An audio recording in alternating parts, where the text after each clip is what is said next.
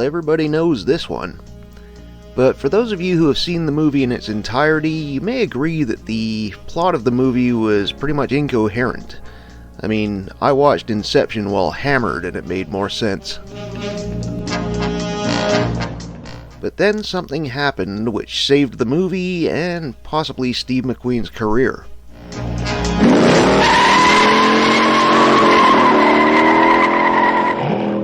This chase sequence features one of the first instances of the cameras actually being placed inside the vehicles, which really adds to the edge of your seat experience.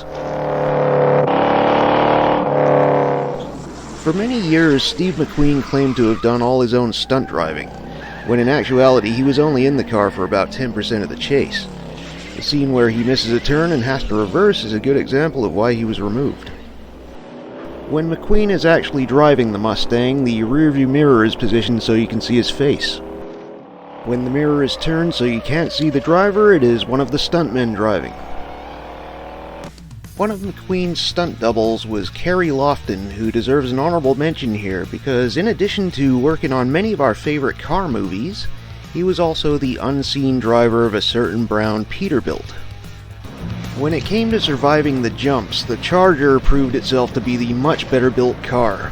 The Mustang required heavy suspension modification and skid plating to protect the engine.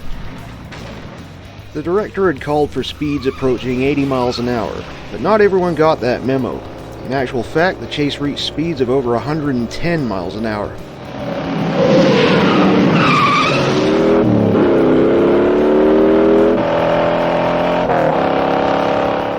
Another legendary stunt driver who graced this movie was Bill Hickman, who plays the cool-as-a-cucumber hitman driving the Charger. Once they got out on the highway, Hickman actually had to hold back. The Charger was equipped with a 440 Magnum and the Mustang just could not keep up with it. The Mustang's engine soundtrack was provided by a Ford GT40. That's why in some scenes you can hear the sound of the driver double clutching. The Mustang's gearbox would not require that. Dialogue and music are noticeably absent from this chase scene, and that's because the scene is all about the cars and the driving.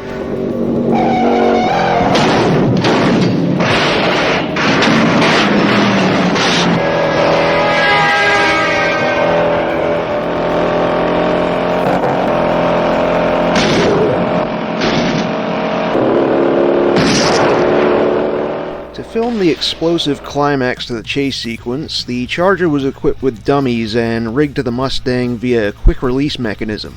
Stunt driver then towed the car up to 80 miles an hour and let it go on the final turn.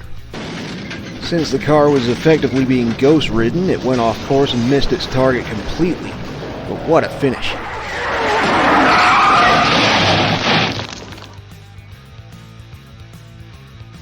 Well, unless you've been living under a rock the past few years, you're probably aware that the two Mustangs used in Bullitt have recently been rediscovered.